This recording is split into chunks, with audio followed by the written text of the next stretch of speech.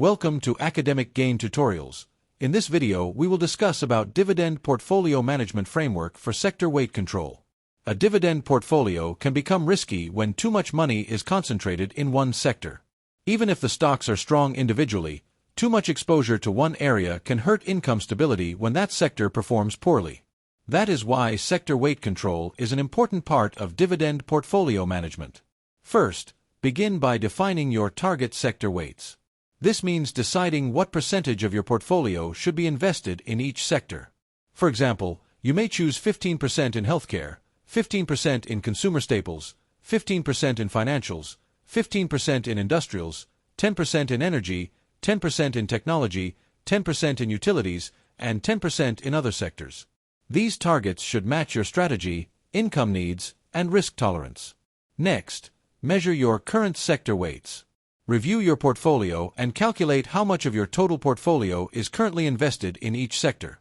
For example, your portfolio may have 18% in healthcare, 12% in consumer staples, 17% in financials, 13% in industrials, 8% in energy, 15% in technology, 9% in utilities, and 8% in other sectors. After that, compare your current sector weights with your target sector weights. This helps you find deviations. For example, if your target for technology is 10% but your current weight is 15%, then technology is 5% above target. If your target for consumer staples is 15% but your current weight is 12%, then it is 3% below target. Then, decide what action is required. A simple rule of thumb is to pay attention when a sector is more than 5% above or below the target.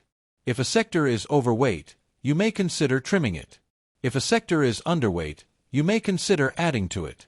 And if the sector is within range, you may simply hold and continue monitoring. Next, execute rebalancing trades carefully. This does not always mean selling immediately. You can rebalance by adding new money to underweight sectors, trimming overweight positions, buying sector ETFs or funds, or adjusting dividend reinvestment settings. The goal is to bring the portfolio closer to your target allocation without overtrading. After that, monitor and review regularly.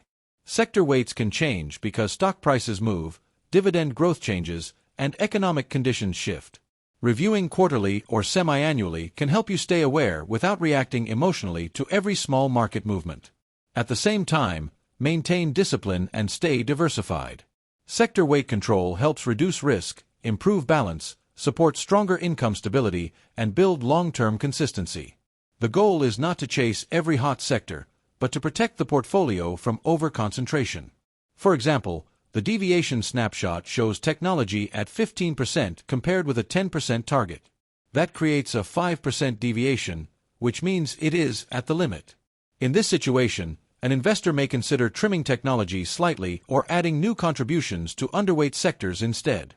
In addition, follow best practices. Diversify across sectors, focus on quality dividend stocks and funds, rebalance without overtrading, stay rational instead of emotional, and review your portfolio on a regular schedule.